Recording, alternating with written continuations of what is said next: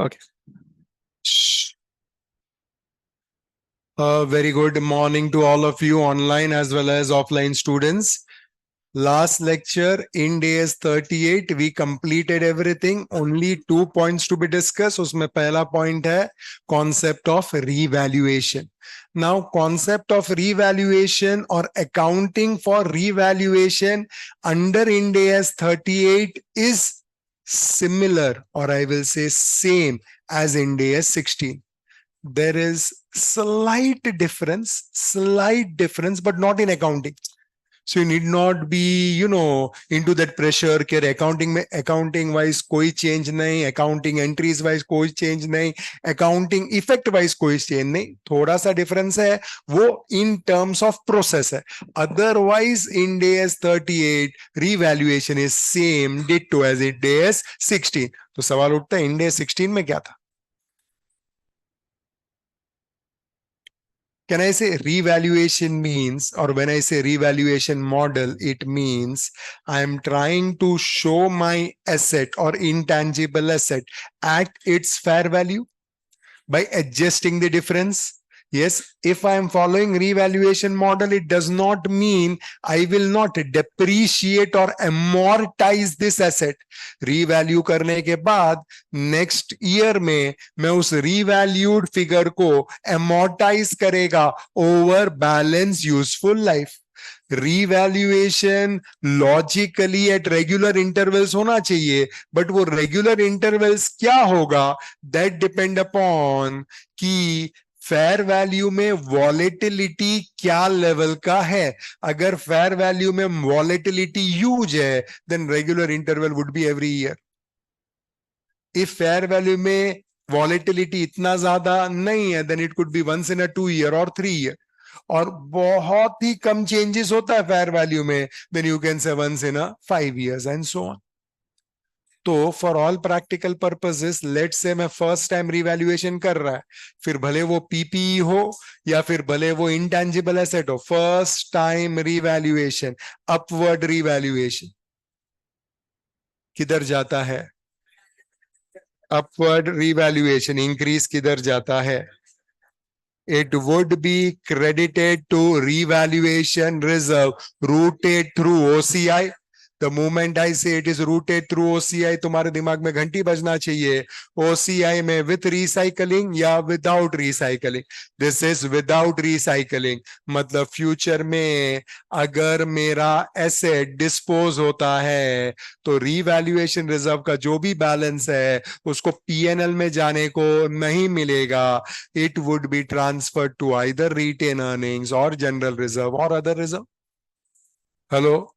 First time revaluation अगर downward है, downward, obviously it would be debited to P&L account, उसमें कोई tension नहीं है. Subsequent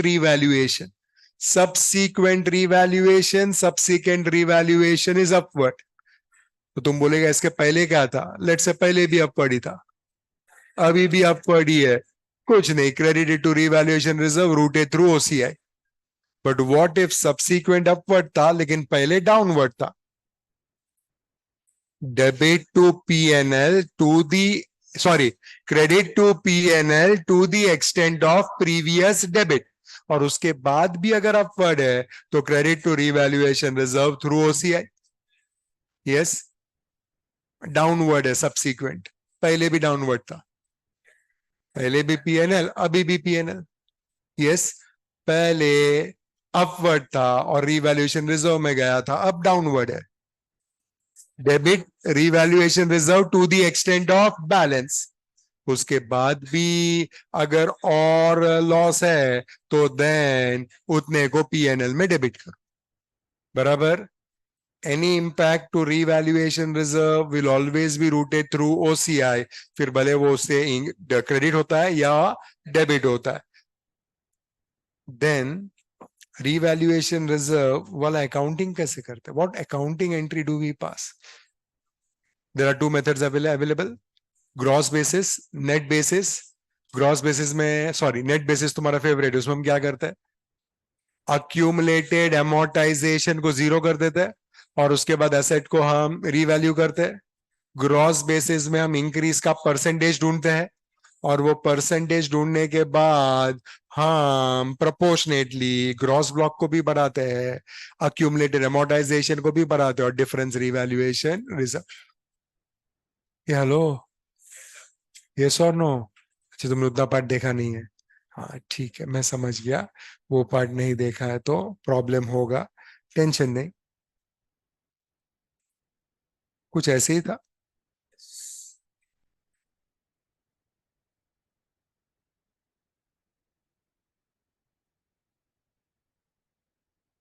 यही लिखा था तुमने? यस। तो मतलब यही तुमने फ्लो चार्ट 16 में बनाया है। तुम वापस रिवैल्यूएशन मॉडल करके अपवर्ड डाउनवर्ड लिख के उधर लिख सकते हो, same as India 16। But flow chart book में बनाओगे, जिसका 16 का ही नोट्स नहीं है वो अभी भी लिखो सेम एज इंडिया 16, टेंशन मत लो, 16 में पूरा आता है।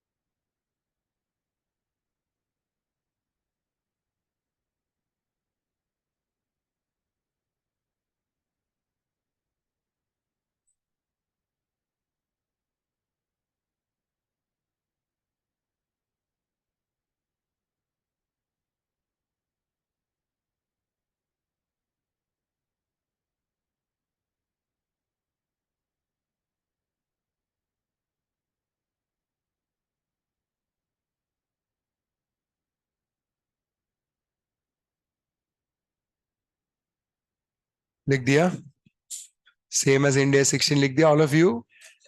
यस। अब जो पॉइंट्स तुमको लिखने हैं वो ये है, कुछ कुछ सिमिलर है, कुछ कुछ अलग है, जस्ट पे अटेंशन।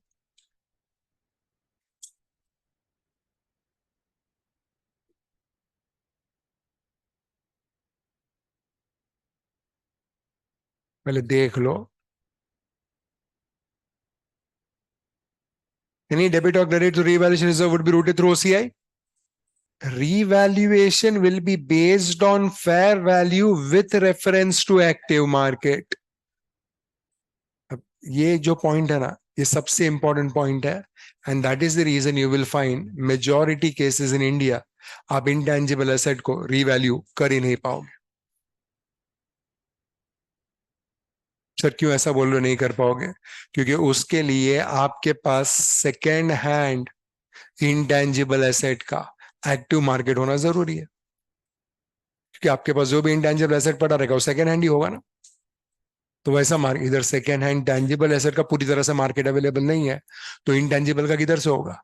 मैंने तुमको लास्ट लेक्चर में बताया था कि कुछ यूरोपियन कंट्रीज में सेकेंड हैंड पब्लिशिंग टाइटल्स का मार्केट एक्टिवली है, तो टू दैट एक्सटेंट आप रिवैल्यूएशन कर सकते हो पब्लिशिंग टाइटल्स को। उसके अलावा तुम्हारे पास अगर एक्टिव मार्केट ही नहीं है तो कैसे करोगे?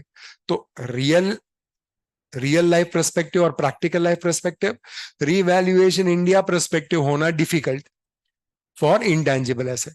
एकेडमिक पर्सपेक्टिव, अगर उसने तुमको फेयर वैल्यू दिया है तो तुमको रिवैल्यू कर देने का, तुमको उसको सवाल नहीं करने का, मैं इंडिया में किधर है मार्केट बता मेरे को लेके चल, तुमको वो सब बातें करनी नहीं है। I hope you understand. Yes.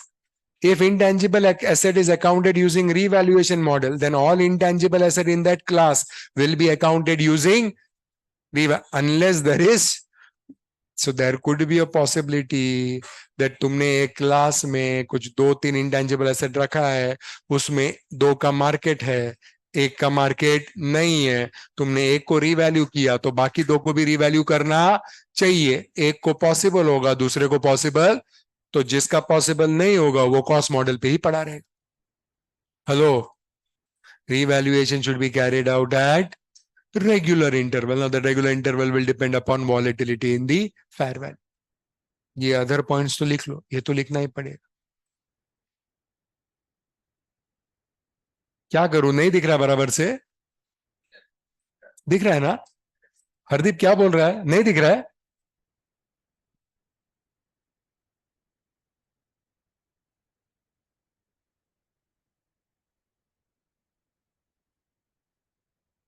अभी हरदीप, अभी भी नहीं दिख रहा है? अरे बाबा.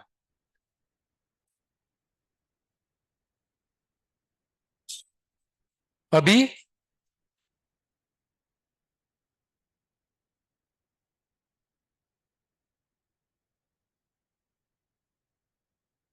अभी दिख रहा है?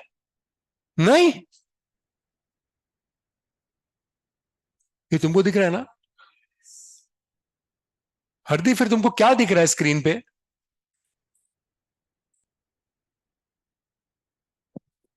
हाँ बोल हरदीप. हमारे साइड से राइट साइड का जो पेज है, जहाँ पे अमाउंट लिखा है ऊपर, वो उतना पार्ट नहीं दिख रहा है, बाकी अदर साइड दिख रहा है। लेकिन मैंने तो इसमें अमाउंट दिखा ही नहीं है, मैं तो डायरेक्ट वो हाँ। नोट्स वाले पार्ट पे हूँ. हाँ, नोट्स के ऊपर अमाउंट लिखा है ना। कौन सा अमाउंट है? अच्छा हाँ, अमाउंट लिखा, ऊपर अमाउंट लिखा है फैनी, हाँ. वो अमाउंट के एन तक दिख रहा है, एन के आगे नहीं दिख रहा है। क्या बात कर रहा है? हम्म। ऐसा कैसे हो गया? एक सेकेंड रुक.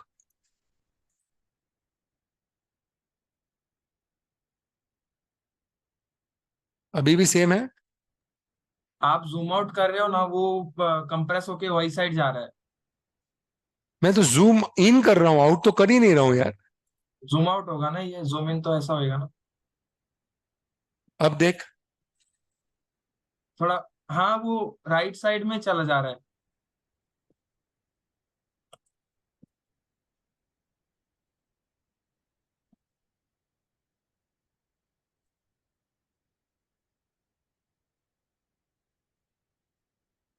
मैंने फोटो भेजा है सर, एक बार देखो चैट में कैसा दिख रहा है।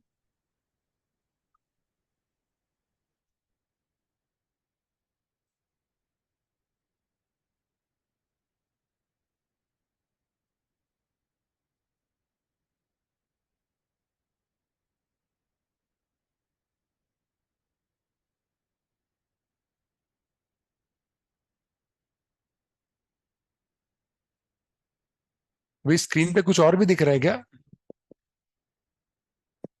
है?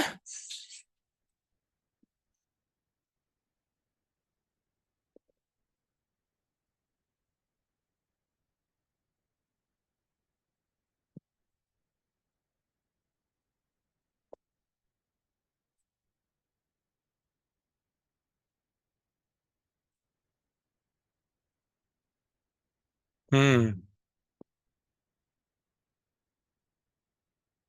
सो आपको एक पार्ट दिख ही नहीं रहा है? अच्छा, व्हाट अबाउट, एक सेकेंड रुको. टेक्स्ट बुक में भी वही प्रॉब्लम आ रहा है, सब जगह पे वही प्रॉब्लम आ रहा है. और दिखा मेरे को भी.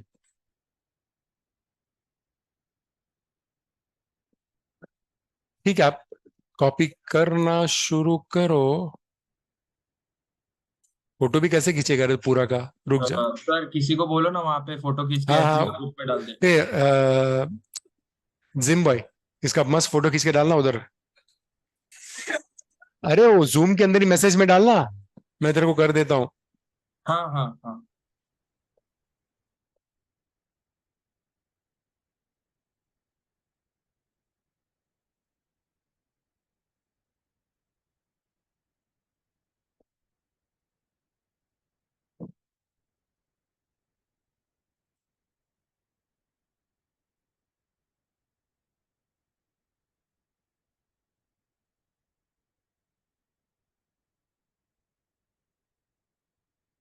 जाफर, तेरे को मैं मैसेज टू एवरीबॉडी करके दे रहा हूँ. रुक जा.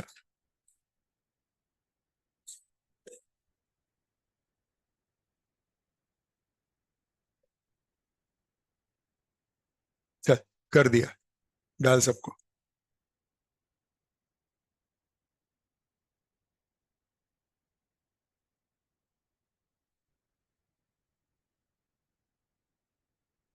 आ गया? है ना, देखो मैसेज में। अरे मेरे पास आ गया, तुम्हारे पास कैसे नहीं आया? जाफर वापस क्या किया तू?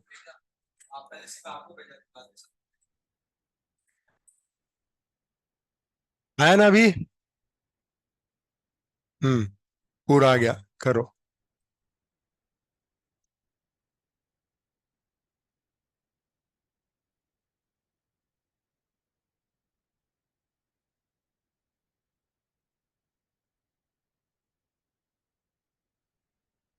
बुलाओ उसको।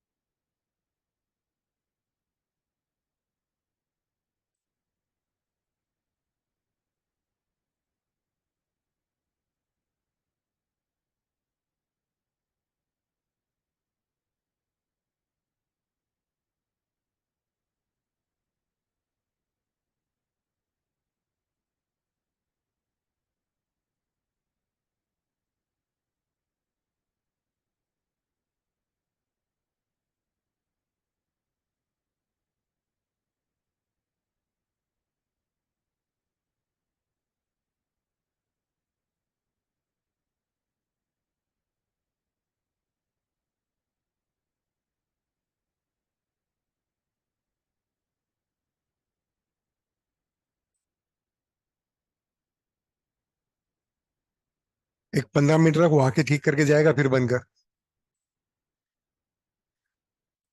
चलो आगे बढ़े हम लोग। Shall we move further? तो अब रिवैल्यूएशन बेस ग्रॉस और नेट अकाउंटिंग भी तुमको आता है, सेम एज इंडिया 16 है।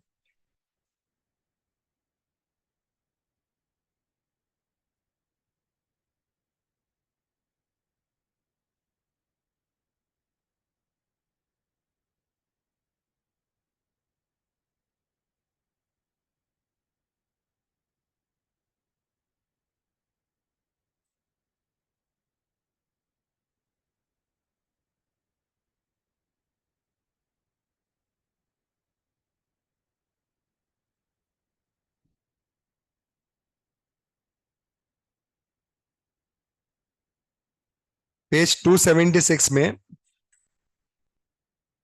Illustration 5, Saturn limited acquired intangible asset on 31st March for 1 lakh. The asset was revalued at 1 lakh 20 on 31st March X2 and 85,000 on 31st March X3. Then Jupiter के बारे में बात करता है, 31st मार्च को 1 लाख में खरीदा, रीवैल्यू 85 पे हुआ एंड देन 1 लाख 5 पे हुआ, बराबर। Assuming year end for both the companies 31st March, both the company use revaluation model.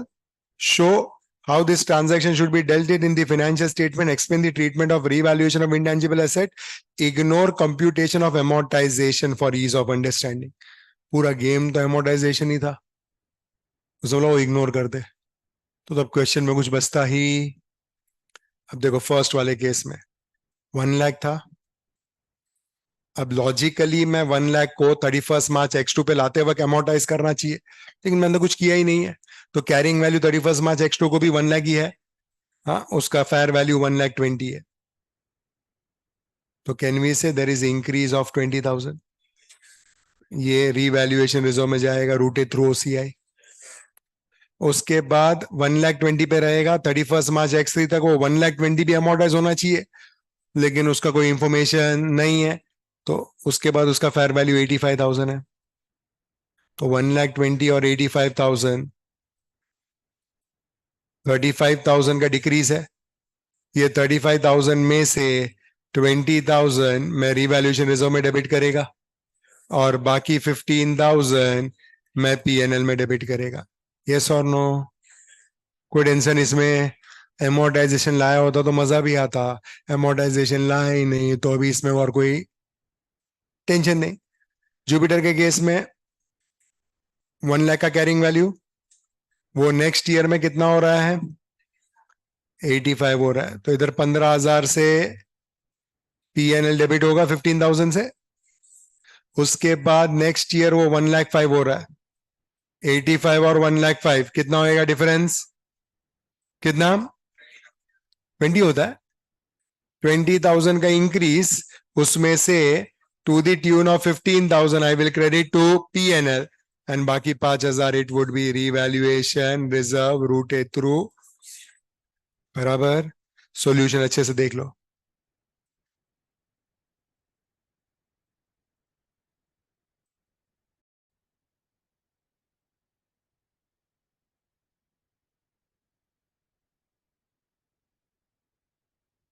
Same solution जो भी बोला वो, कोई टेंशन, एकदम इजी।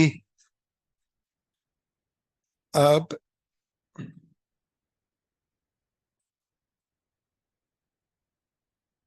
क्वेश्चन नंबर 1, सब लोग अच्छे से पढ़ो और रफली कुछ ना कुछ कैलकुलेट करो। Question number 1,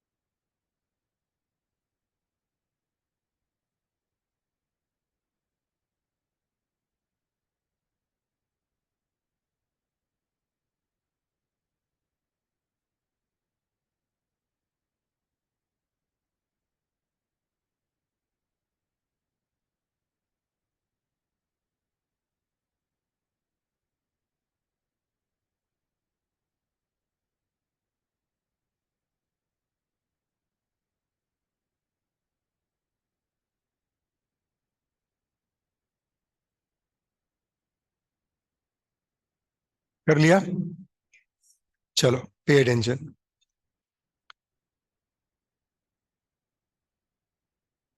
first April X1 क्या वैल्यू था? 3 lakhs, बराबर। फिर 31st March X2 आप amortize करोगे 3 lakhs माइनस 0 डिवाइड बाय, उसका लीगल लाइफ तो कुछ 15 साल था, बट कंपनी बोलता है 5 साल से ज्यादा, हमको लगता डिवाइड बाय 5, कितना आएगा? So you reach to 2,40,000 which is carrying value. अच्छा, उस दिन कुछ रिवाइज रिवाइज वैल्यू या फेयर वैल्यू दिया गया है? कितना दिया है? 1,50,000। मतलब can we say there is downward revaluation of 90,000? Downward है तो it will directly go to PNL and 1,50,000 हो जाएगा। This is carrying value after revaluation. अभी लाइफ कितना बोल रहा है वो? 2 साल। तो 31st March X3 में मैं amortization करेगा तो it would B 1,50,000 minus 0 divide by 2, 75,000। So balance is, this is carrying value on 31st March X3। अच्छा, उस दिन भी कुछ रिवाइज वैल्यू दिया है? कितना? 3 lakhs। ओ हो। So 31st March X3 carrying value after revaluation is 3 lakhs। 2,25,000 से बढ़ेगा, 2,25,000 से बढ़ेगा, लेकिन पहले मैंने 90,000 PNL में डेबिट किया था। तो कैन वी से एड revaluation increase, पहला वाला थ्रू PNL 90,000, हेलो, एंड दूसरा वाला through revaluation reserve rooted through OCI, कितना आएगा वो? सॉरी 135, बराबर। तो मिलकर 225 हो जाएगा, 3 lakhs पे आएगा। अब बैलेंस लाइफ कितना बोला है? 4 years। तो आगे के लिए अगर हम जाए, so there would be amortization, that would be 3 lakh minus 0 divided by 4, 75,000, and then it would be 2,25,000 which is carrying value। Hello, उसके बाद तो कुछ और फेयर वैल्यू कुछ दिया या इस तरह से मिला? फर्स्ट ईयर में 90,000 का PNL debit due to revaluation, second year में 90,000 PNL credit and 1,35,000 revaluation reserve credit, and then there is a future depreciation of or amortization of 75,000।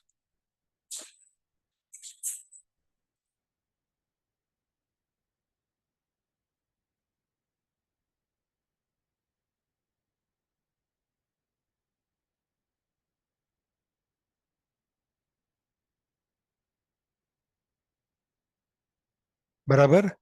अच्छा, उसके बाद आगे वाले डिप्रिसिएशन में तो गया ही नहीं, किधर तक पूछा था उसने? At the end of each financial year, ठीक है, कोई टेंशन नहीं, अपन और 1 साल चले गए, ज्यादा ही किया, अच्छा ही किया। कोई डाउट?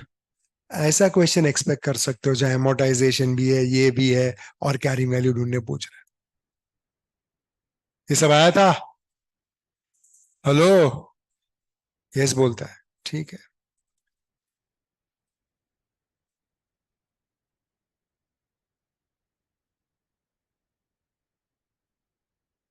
क्वेश्चन नंबर 15 मैं पढ़ के देता हूं तुमको। X Limited decide to revalue intangible asset on 1st April X1. On the date of revaluation, the cost stand at 100 lakhs, accumulated amortization at 40 lakhs. It is revalued at 1 crore 50 lakhs. How should X account for revalued intangible asset in the books of account using net and gross method, दोनों ही method से करके दो, net method से भी gross method से भी। ऐसा लिखो उधर पहले क्वेश्चन में, using net and gross method,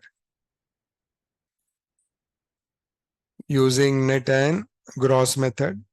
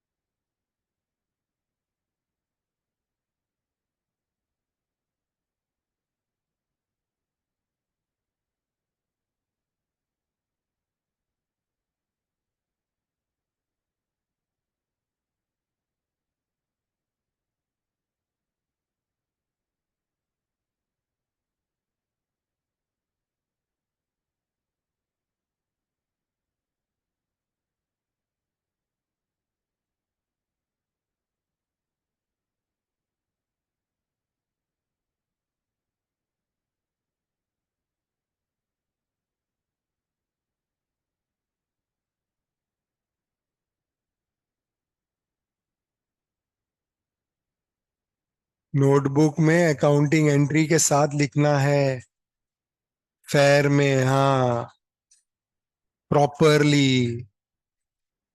आता है नहीं आता है? ग्रॉस नेट किया है ना? अच्छा, जिन्होंने नहीं किया टेंशन मत लो, हम करेंगे साथ में।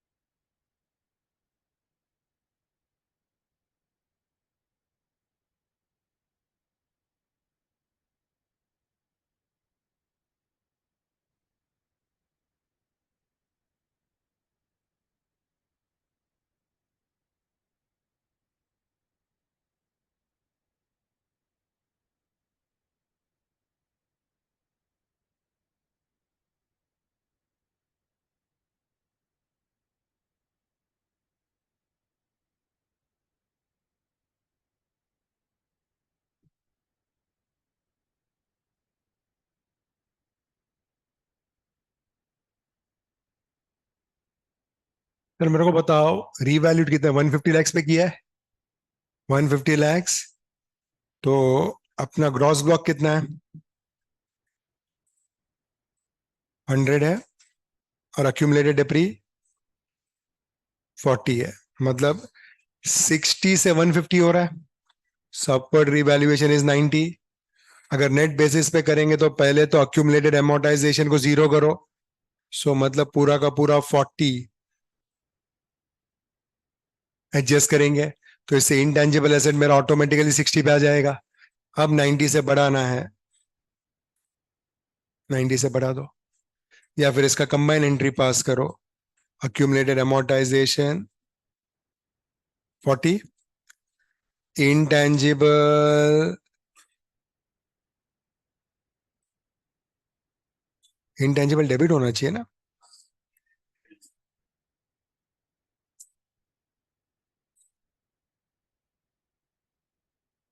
डेबिट कितने से डेबिट होगा, 50,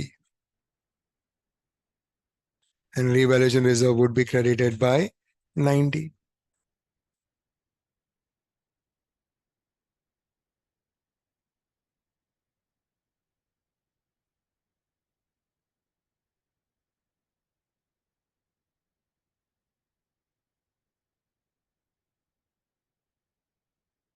कोई टेंशन? ये था नेट बेसिस पे। अब करते हैं ग्रॉस बेसिस। सबने नेट बेसिस लिख दिया? मैडम लिख रहे हो, लिखो, कोई टेंशन नहीं।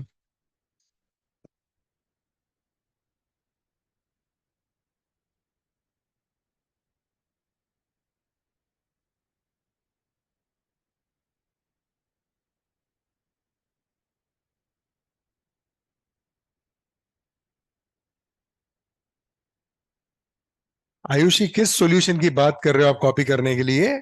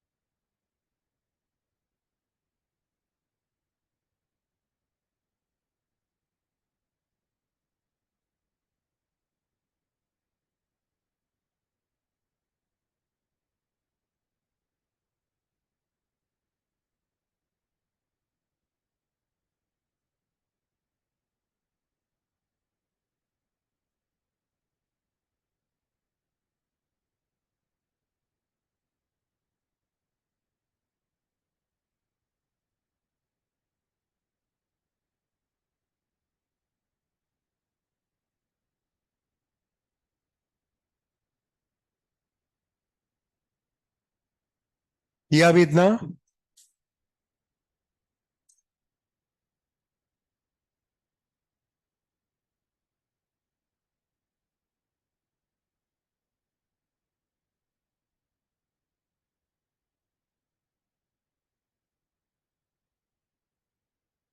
ओके। अब ग्रॉस मेथड में क्या करता है बताओ, ग्रॉस में क्या करता है बताओ? परसेंटेज इंक्रीज ढूंढते हैं। कैन वी से 60 से 150 हो रहा है, तो 90 का इंक्रीज ऑन 60 वुड बी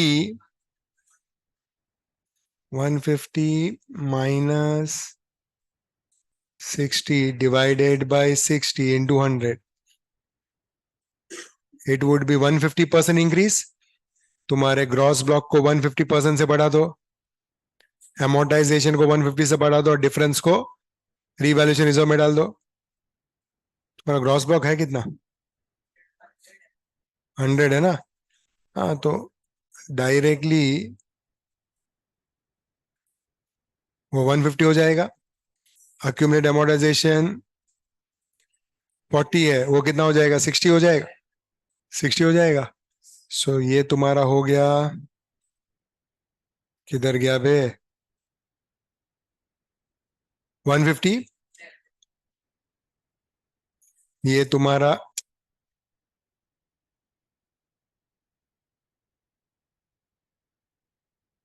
ये तुम्हारा 60, ये तुम्हारा 90। हेलो, आपका ग्रॉस ब्लॉक इसके बाद दिखेगा 250, अक्यूमुलेटेड एमोर्टाइजेशन दिखेगा 100, 250 minus 100, 150 properly based on revalued figures. This is gross method. Net gross दो में से कुछ भी फॉलो कर सकते हो, अगर क्वेश्चन ने कुछ बोला तुम्हारे लिए नेट प्रिफरेबल है। ये सब हमने डिस्कस किया था। ये तुम्हारे ग्रॉस मेथड से सॉल्यूशन। ये भी कॉपी कर सकते हो, कोई टेंशन नहीं। कुछ लोग पूछते हैं कॉपी कर सकते हैं क्या। आयुषी क्वेश्चन नंबर 1 वाला किधर है आयुषी?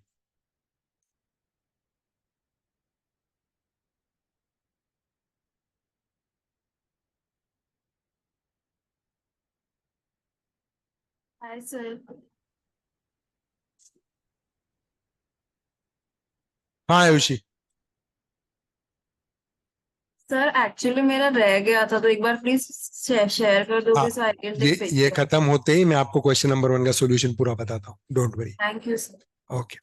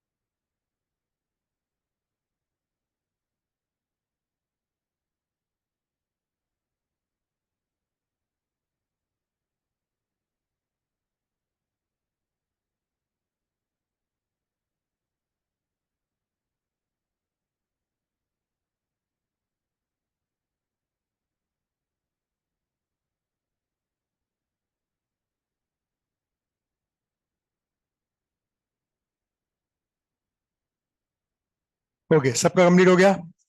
यस। आयुषी आपको ये चाहिए था?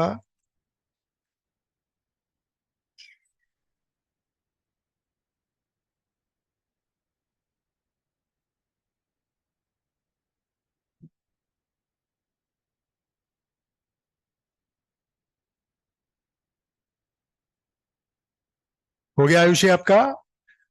Okay, done. अब बताओ क्या क्या बाकी है अपना इसमें अभी?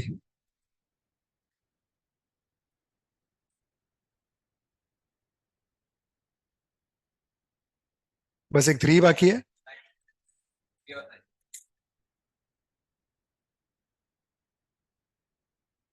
हम्म। ठीक है, चलो पे अटेंशन।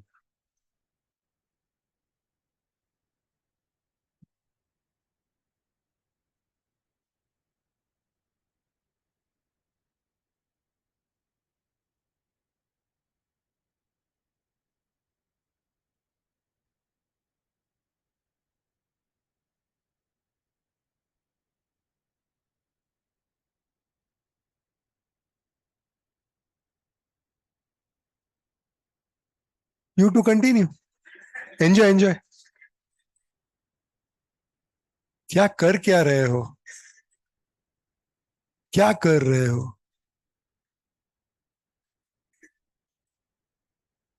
कौन सा? 3 हो गया है? That is okay, that is okay. Dasharath, Dasharath लेते हैं अभी, दशरथ को ही लेते हैं आटे में। चलो हाँ, pay attention, please pay attention.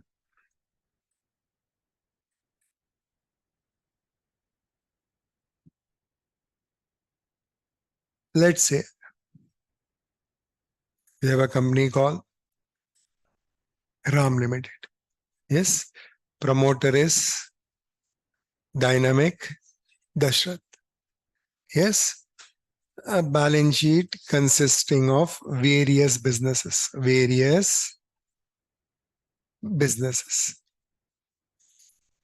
But Dashrath is a very, very ambitious man. पेट उसका भरता ही नहीं. उसको हाँ बाकी भी नहीं भरता है, लेकिन पेट तो नहीं भरता.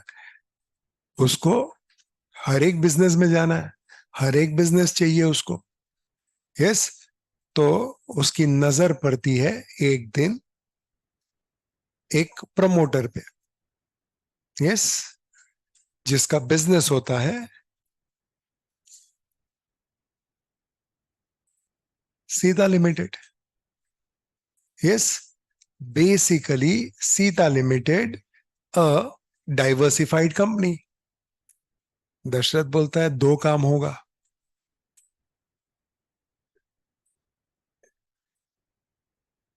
हंस क्यों रहे हो? वो सोचता है कि भाई एक ही साथ दो काम हो जाए तो कोई टेंशन नहीं है. हाँ, उसका promoter obviously is some gentleman, but manage by that gentleman daughter. Dasharath बोलता है काम हो जाएगा. यस. तो दशरथ जाता है मैनेजमेंट को मिलने सीता लिमिटेड का, और बहुत क्लियरली बोलता है कि देखो मेरे को आपका बिजनेस भी पसंद आया.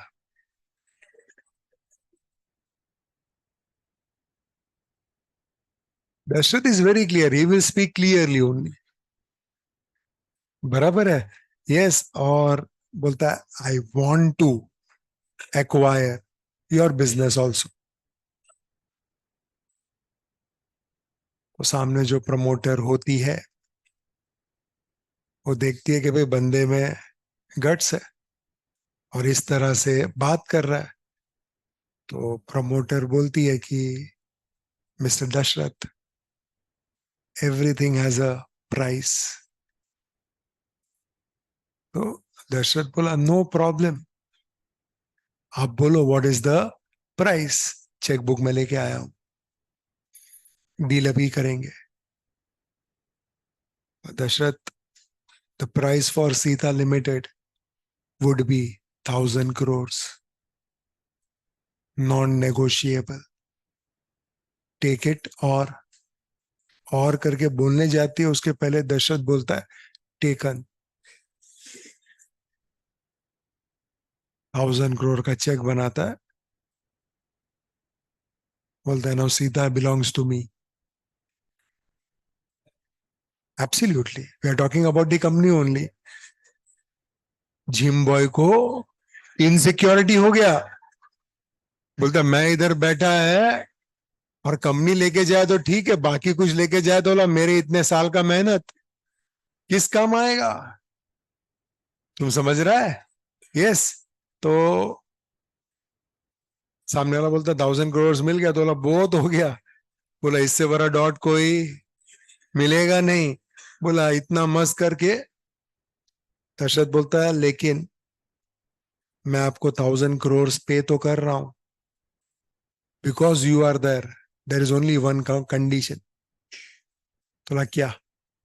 बोलता आप ऐसा बिजनेस वापस अलग नाम से इस कंट्री में ओपन नहीं करने का.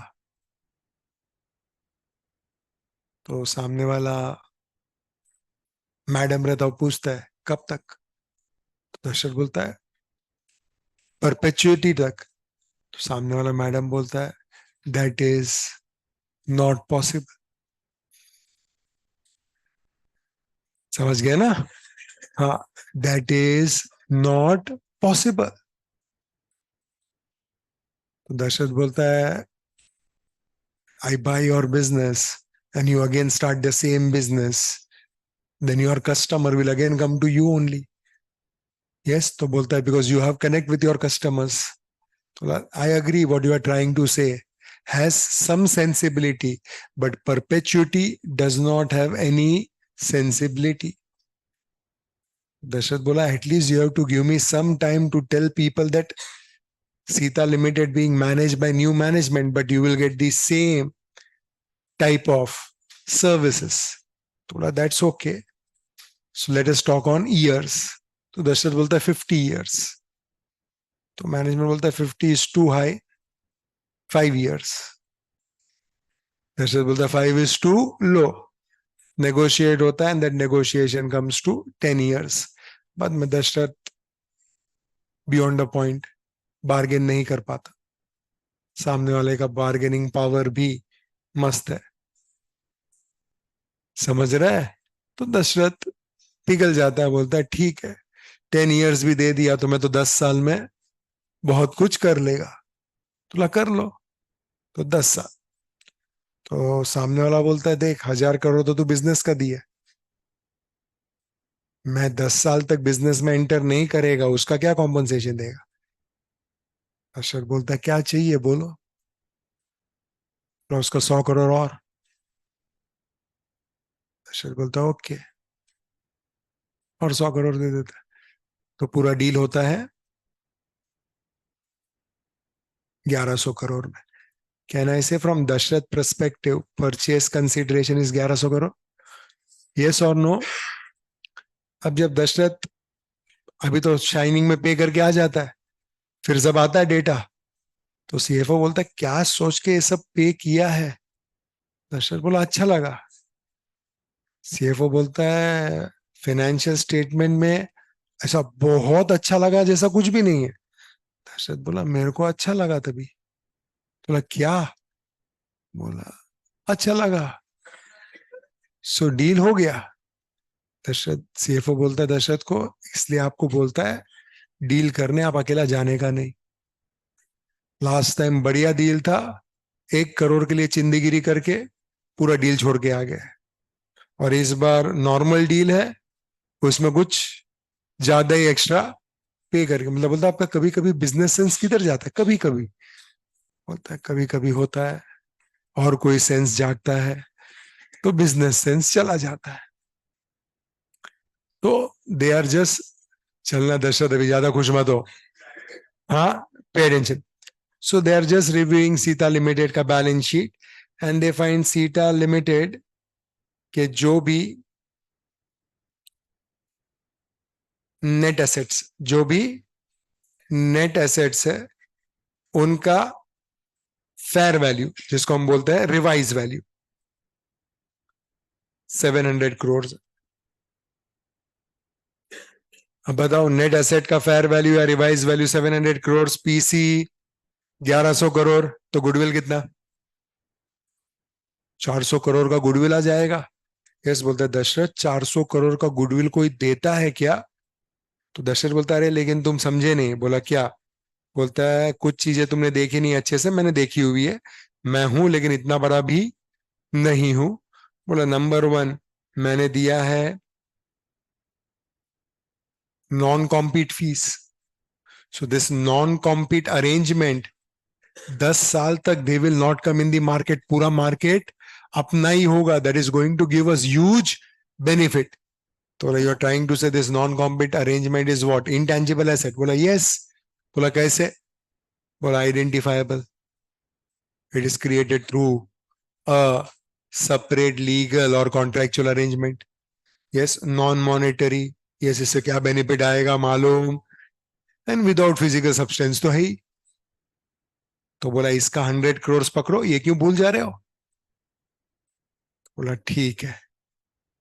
दशरथ बोलता है दूसरा, कंपनी के पास ब्रांड्स है and this are self generated brands. Since they are self generated, company के बुक्स में नहीं दिखता. Company cannot recognise self generated brands. Yes, लेकिन हम तो खरीद रहे हैं तो हमारे प्राइस में ब्रांड का भी तो पैसा है, तो उसका वैल्यूएशन करो. तो उसका वैल्यूएशन करता तो मालूम पड़ता है self generated brand comes to 150 crore. Dasharath बोलता है देखा कितना हो गया अभी, कितना हो गया? 950 करोड़. बोला अब गुडविल कितना आता है? बोला 150 करोड़. दशरथ बोला देखा ये सब तुम कंसिडर नहीं कर रहा है. बराबर है। बोला और कुछ? दशरथ बोला और कुछ भी है। बोला क्या? बोलता है they are into various product, one of their product is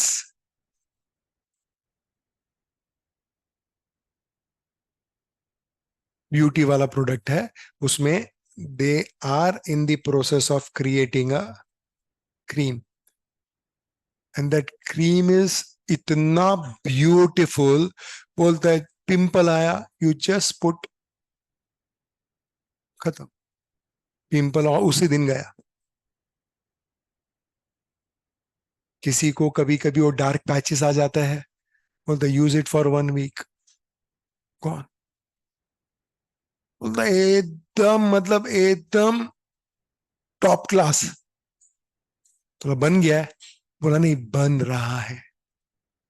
बोला क्या बन रहा है? क्रीम बन रहा है। बोला नहीं, ये क्रीम का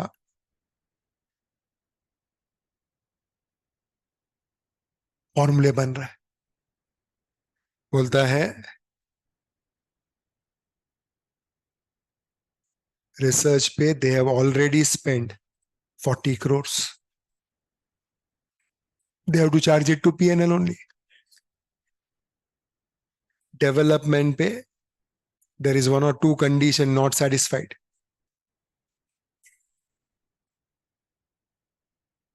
they have already spent 30 crores, तो ये भी P&L में गया है। बोलता है अपने को जब अपन ये प्राइस प्राइस दे रहे हैं, अपने को एक ऐसा प्रोसेस मिल रहा है जिस पे रिसर्च हो चुका है, डेवलपमेंट एक लेवल पे आ गया है, उसने 70 करोड़ खर्चा कर दिया है, तब जाके वो स्टेज पे आया। अपने को अगर ये बिजनेस ऐसा क्रीम ढूंढना पड़े तो अपने को शायद 70 या उससे ज्यादा भी खर्चा करना पड़ सकता है। तो we are directly, you know, we are starting not from the scratch in this cream business, we are directly starting at development level. तो बोला तो फिर इतना खर्चा किया है तो इस खर्चे का भी कुछ ना कुछ वैल्यू होना चाहिए। यस, दैट फेयर वैल्यू, कौन सा value? That fair value of in process R&D बोलते हैं। क्या बोलते हैं? In process R&D। अभी सिंस तुमने इधर बिजनेस खरीदा है, बिजनेस खरीदते हो उधर 103 आता है, कौन आता है? तो 103 बोलता है अगर कुछ इन प्रोसेस R&D तुमने खरीदा है तो उसका भी फेयर वैल्यू ढूंढो, उसका भी फेयर वैल्यू ढूंढो। तो इन लोग वर्कआउट करते और पता चलता है कि इसका फेयर वैल्यू 50 करोड़ है। बोला तो 50 करोड़ के लिए इन प्रोसेस R&D को भी अपने बुक्स में कैपिटलाइज कर सकते हो। क्या कर सकते हो? कैपिटलाइज कर सकते हो। तो हम कहां पहुंचे थे?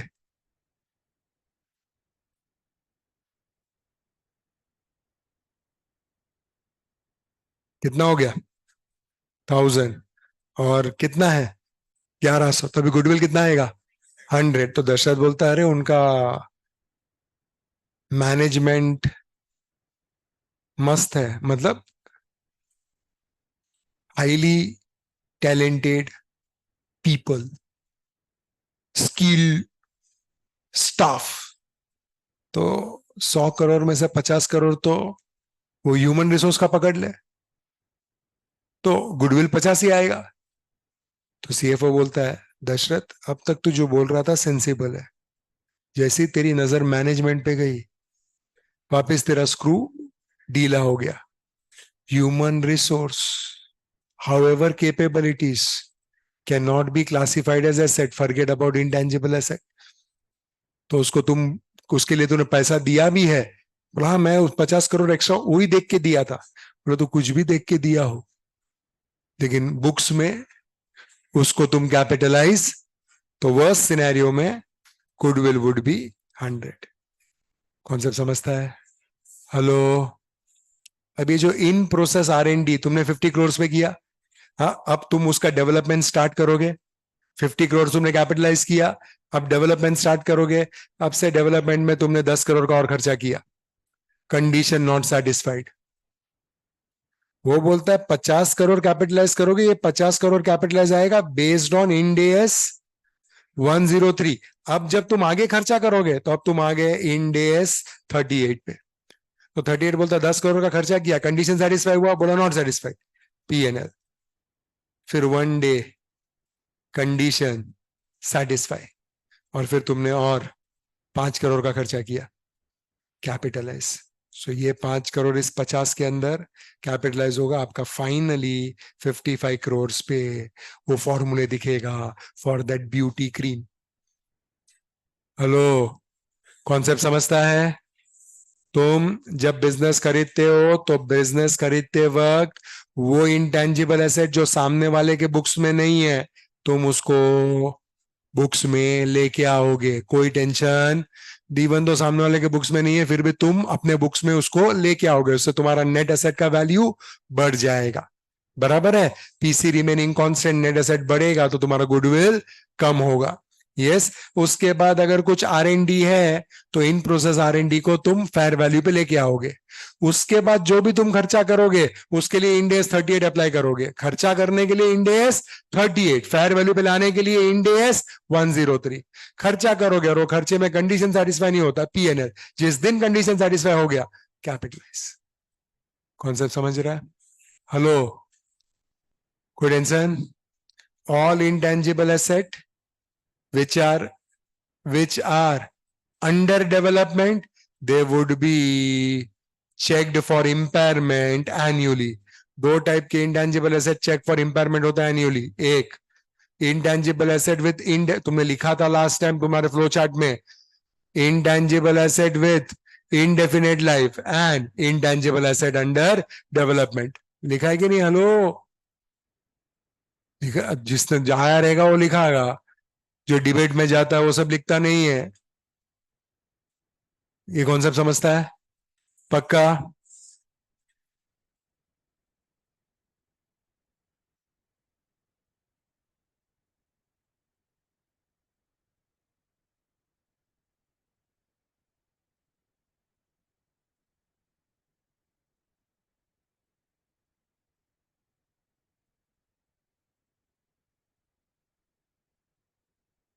We cannot see you? क्या हो गया? हाँ,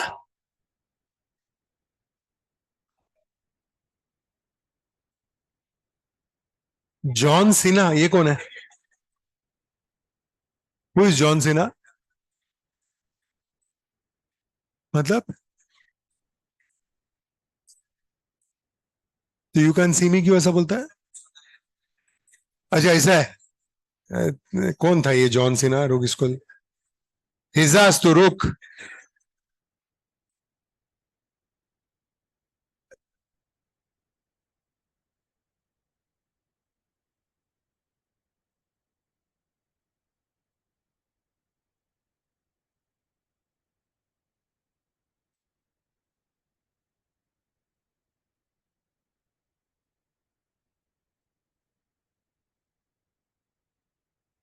ये आर्यन था, आर्यन तू रुक जा। क्या प्रॉब्लम हो रहा है रे?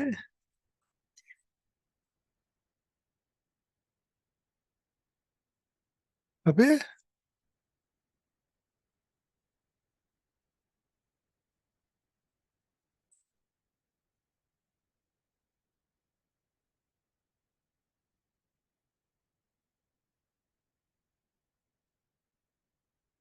ये टू मच है।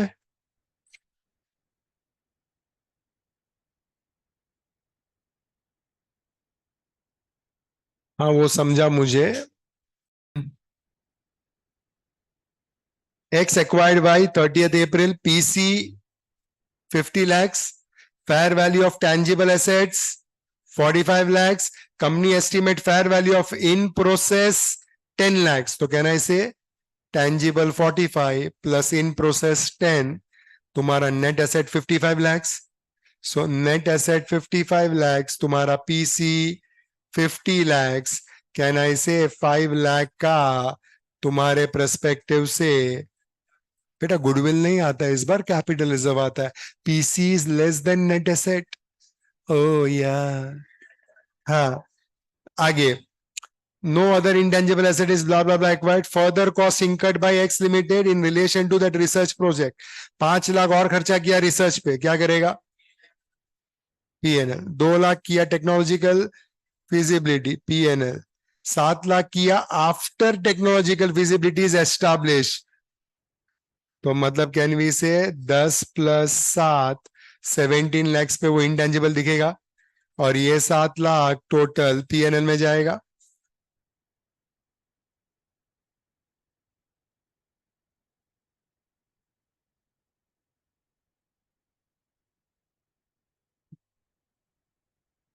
कोई tension? Easy. Last question, question number 3. Change करो जो मैं बोलता हूं वो. X Limited is engaged in business of publishing journal. They acquired 100% stake in Y Limited, which is in the same industry. X paid a PC of 10 crores. Fair value of net asset acquired is 8.5 crores. The above PC includes 30 lakhs for skill staff, 50 lakhs by way of payment of non-compete fees, so that Y cannot enter into same line of business for next 5 years. How would the above transaction be accounted for? बताओ कैसे account होगा?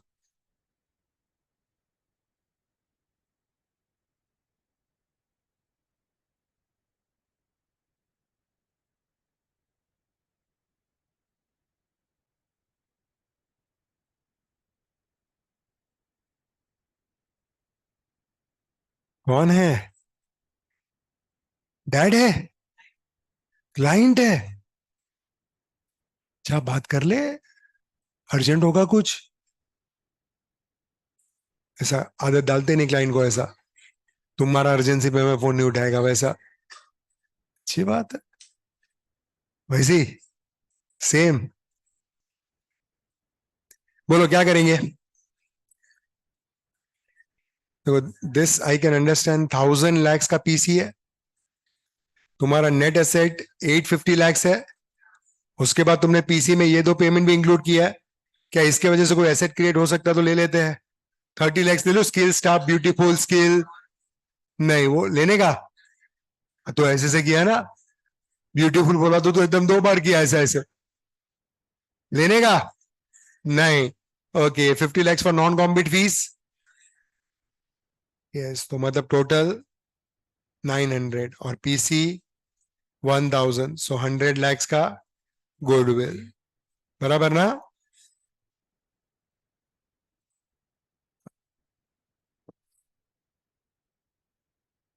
अबे आंख जाएगा, pencil दूर रख.